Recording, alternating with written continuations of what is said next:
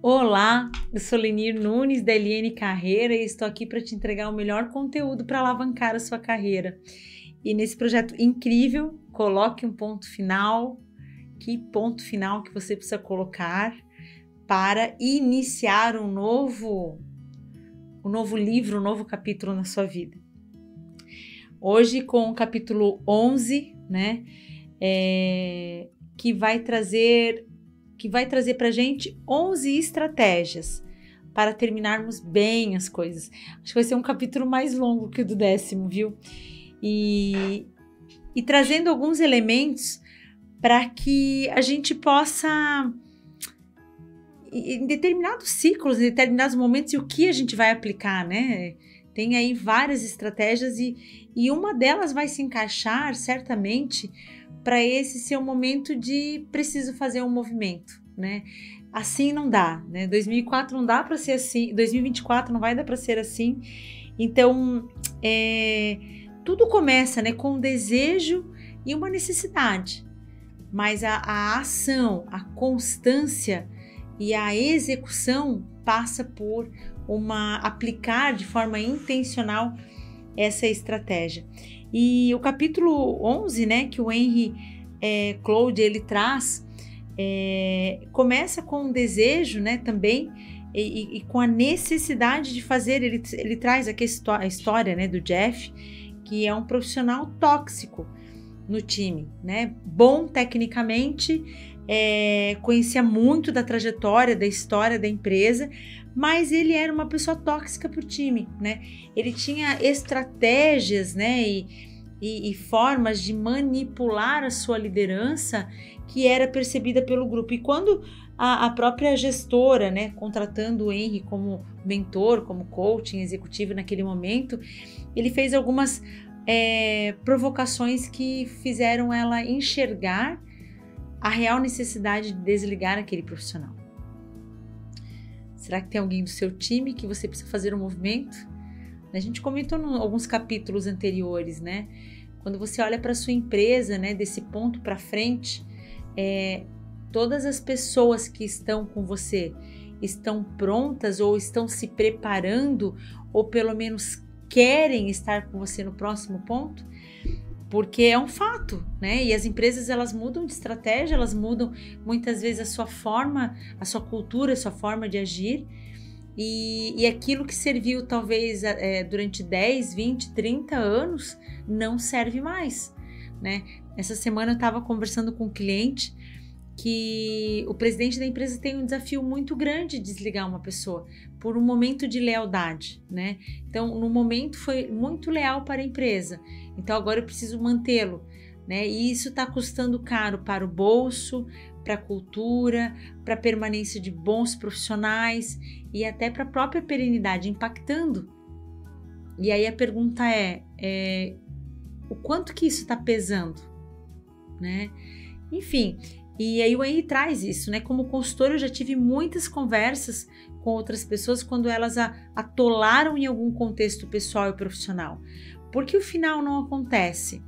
Depois de tomar a decisão e de estarem certas do que tinham a fazer para seguir adiante, elas ainda assim permaneciam imobilizadas.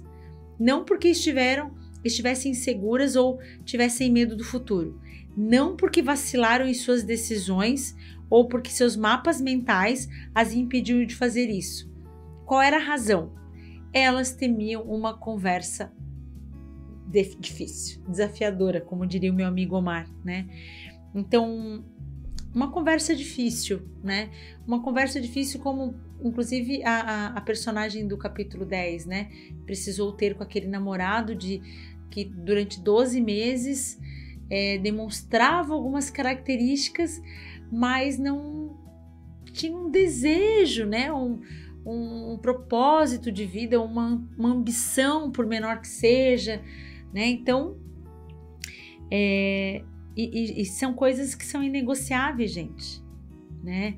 E são coisas que depois que a gente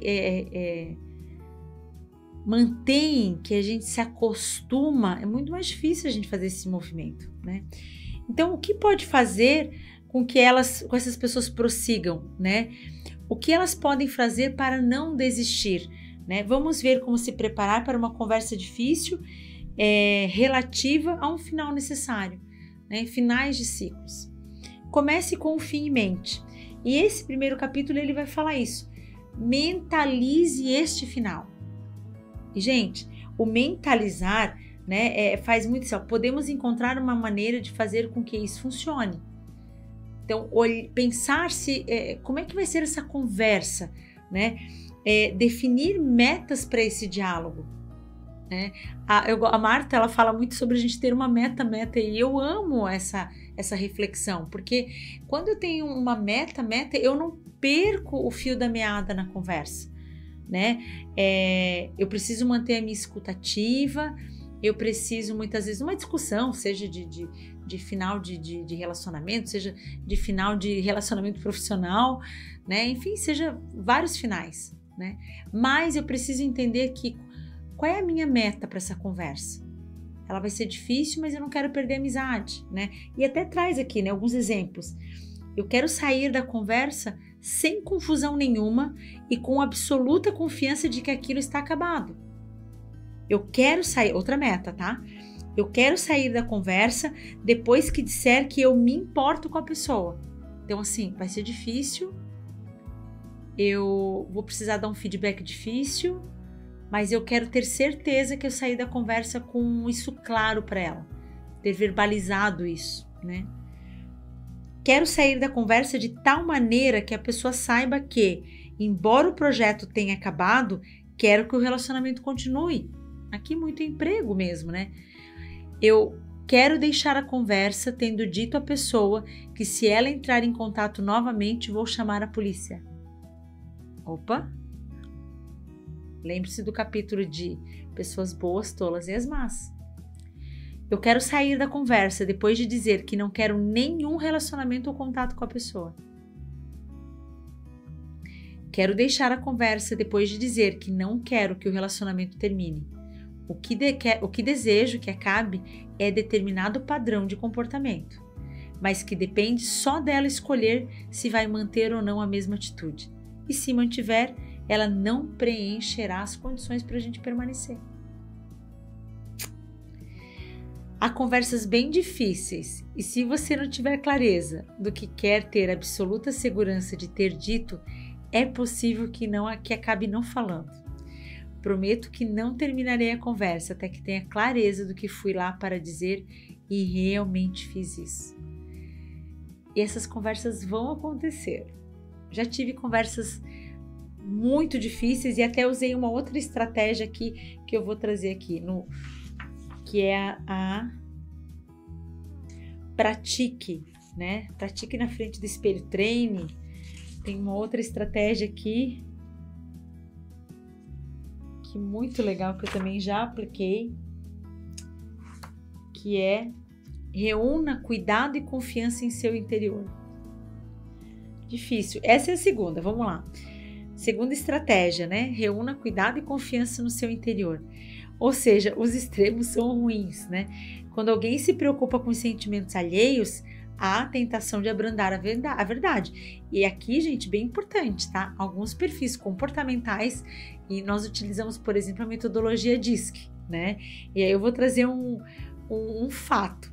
Quem tem I alto tende a ter desafios gigantes com rejeição, portanto, ele pode maquiar a verdade, né? Não ser a sincerona para evitar desconforto ou enfim, né? Então, os extremos, né? Eu tenho que agir com empatia, né? Mas a verdade dói muitas vezes. Então, tendemos a ser um pouco condescendentes, não dizendo tudo que é preciso, por medo de ferir a outra pessoa, né? E quando quem acaba sofrendo é a verdade. Por quê? Porque em alguns momentos, gente, e o livro ele fala muito isso. Em alguns momentos, e eu já vi inúmeras situações assim, tá? a pessoa não tem coragem de pedir a conta. Não tem coragem, não tem um planejamento financeiro, tem receio de talvez quebrar uma promessa, né? Mas aquilo não está fazendo mais sentido. E aí o gestor vai lá, toma coragem e demite. Daqui 2, 3 anos essa pessoa está voando em outro projeto, né? Então, o que eu quero dizer com isso? A demissão foi o trampolim, mas não era uma decisão que ela poderia tomar, que ela não tinha, talvez, elementos suficientes dentro dela para fazer esse movimento. Se a razão para o final é que a pessoa não está tendo um bom desempenho, você não faz um favor à pessoa ao lhe dar uma posição que ela não merece ou não sendo honesto com ela sobre os seus defeitos. Você está tirando dela a chance de melhorar. Isso, gente, feedback, né? Então, assim, eu até brinco, né, gente? Quando a relação com a outra pessoa tá mais ou menos assim, nem adianta falar, aí é o problema. Porque quando o líder ainda tá corrigindo, tá acompanhando, né, tá cobrando, tá atento, uau, eu tô apostando. Agora, na medida que ele não fizer mais nenhum esforço para que veja sinais de melhora, aí pronto, aí acabou, né? Terceiro, pratique e dramatize caso seja necessário. Então, assim, já fiz isso, tá, gente? Escreva, né? Às vezes, assim, escrever como se você fosse mandar um e-mail para a pessoa. Mas dependendo do tema, não dá para mandar um e-mail. É preciso, né, o face-to-face, uma conversa, um olho no olho, enfim. Mas faça esse exercício, né, para que você não se perca e você tenha ali alguns pontos da fala. Já fiz isso, gente, já fui para conversas difíceis, assim, antes de realmente ter a conversa, de assim, vou no toalete rapidamente e dou mais uma lida e volto e faço aquela conversa. Porque é aquele momento, né? Então, escrever previamente os comentários pode te auxiliar. Redige exatamente o que pretende falar e prepare uma lista como referência. E tá tudo bem, gente, dependendo da profundidade da conversa, você puxar a lista, né? E puxar e talvez assim, olha, eu tenho uma lista aqui de coisas que eu queria combinar contigo, né? Eu lembrei agora, eu acho que uma pessoa que casou e antes de casar ela falou assim, ó, ambos já vinham de outros relacionamentos, né? Ela apresentou uma lista de coisas que ela não gostava de fazer em casa. E disse assim, olha, isso aqui eu realmente não gosto de fazer. Como é que é pra ti fazer isso? A gente pode dividir essa tarefa, né? E, gente, os primeiros 90 dias ou os primeiros 6 meses é o momento que a gente tem para alinhar essas expectativas, né? Vamos lá. Quarto motivo, use o tom certo. Às vezes a gente respirar, contar até 10, não ter aquela conversa corajosa naquele dia também é bom, tá? Porque se você não estiver irritado, agressivo ou envergonhado, a outra pessoa estará muito mais receptiva para a sua mensagem. Então, muito semelhante ao tom é a percepção da sua presença emocional, né? O conjunto da linguagem, né? O corporal, o tom de voz, né? Olha, tá tudo bem. Não tá tudo bem, eu tô super com raiva, né? Então eu tô tentando até ignorar meu próprio sentimento. 5, valorize a pessoa e o relacionamento, né? E tem uma fala aqui, diga claramente: espero que saiba como eu valorizo você e nosso relacionamento e que isso não fique entre nós para sempre. Isso é importante para mim. Então, trazer o valor daquela pessoa para você é muito importante, às vezes antes de começar a sua fala, né? Ou a sua exposição. E é bacana porque é uma oportunidade quando você tem algo assim, principalmente quando você tem uma pessoa que você se relaciona em vários papéis. Mas tem um dos papéis ali que tá te incomodando, é algo assim que já tá te aborrecendo. Quando você tem essa fala, você mantém separado o problema da pessoa, né? Poderia dar vários exemplos aqui, tá, gente? 6, faça um acordo. Ou seja, faça perguntas no final.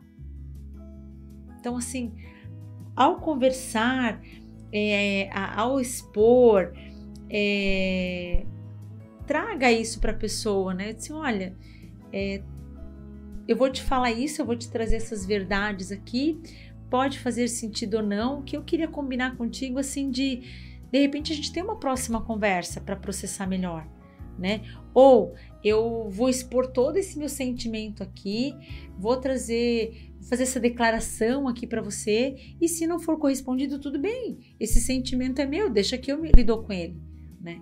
Então, e terminar a conversa com essa esperança de que eu posso ter uma nova história ainda com essa pessoa, né?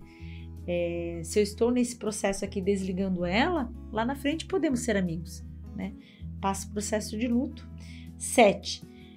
Lide com atitudes defensivas e reações, né? E aí, principalmente, né, gente, quando o outro tem uma boa fluência verbal, é desafiador. Imagina 2 vendedores discutindo, né? Então, eu tentar, e é muito disso, né? Eu vejo que em conversas sinceras e conversas difíceis, principalmente, a tendência do outro é sempre encontrar uma brecha para justificar ou para se isentar ou para, enfim, trazer as motivações, enfim, né? E muitas vezes não é isso que você espera da conversa, né?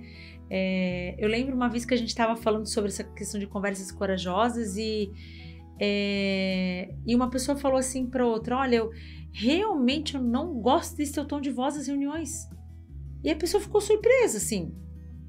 Ela não achou que aquilo era algo que incomodava.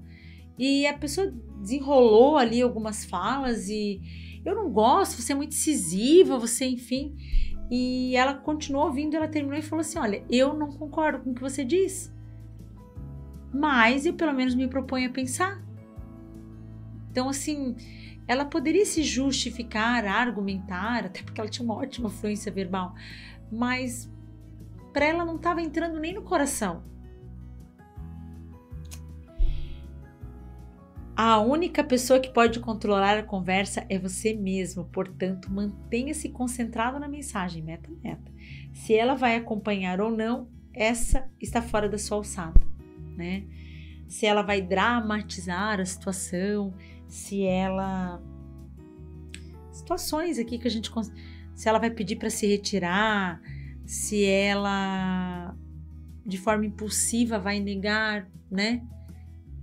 De novo, há coisas que estão fora do nosso controle, né? Então, o que tá no meu controle aqui? O meu desejo real de resolver, mas talvez o outro não esteja com a mesma disposição e tá tudo bem, né? 8. Você pode precisar dos outros. Isso é um fator, gente. Não deixa as portas fechadas, né? Principalmente no trabalho. É um pé na jaca, como diz o termo de algumas pessoas, assim. Elas fazem isso, elas têm essa questão assim de achar que elas não vão precisar mais daquela empresa, ou daquele chefe, ou daquele par, e assim, né? Em casos extremos, talvez você precise ter uma orientação legal para ter uma conversa, né? Eu vou ter uma conversa difícil, né? Eu preciso de uma ajuda de um contador, de um advogado, enfim, para eu me instrumentalizar para essa conversa. Mas eu não posso entrar em armadilhas e achar que tudo acaba ali, né? 9, com frequência o resultado é bom.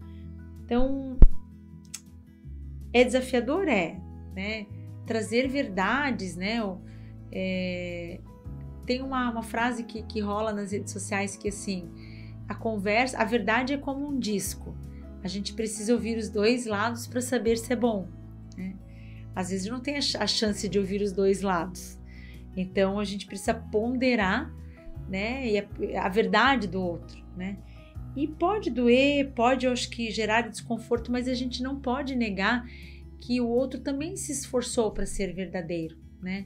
Então, como diz aqui, mesmo sendo difícil, o resultado final pode ser bom, né?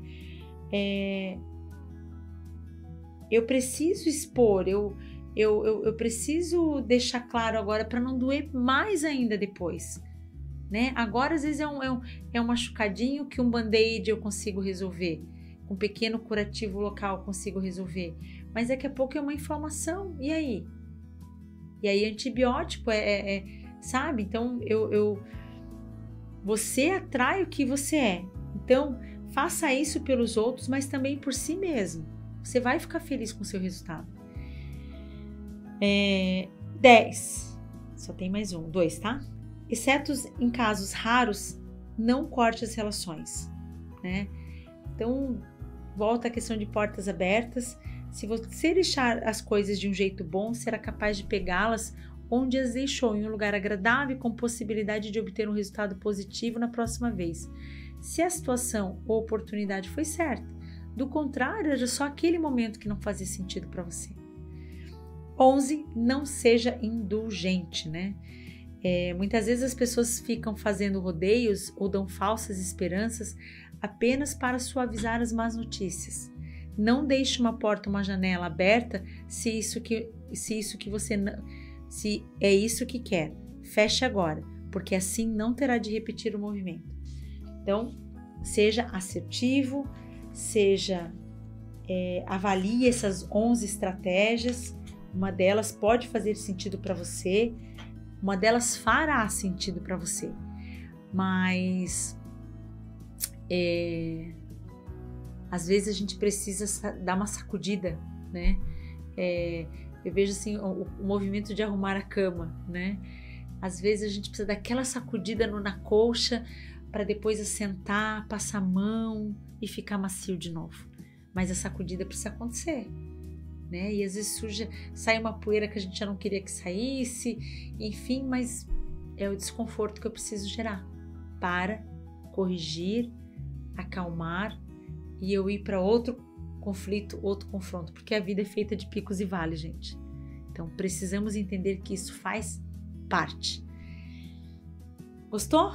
Compartilha conosco aí qual estratégia mais se adequa à sua realidade nesse momento para você colocar um ponto final.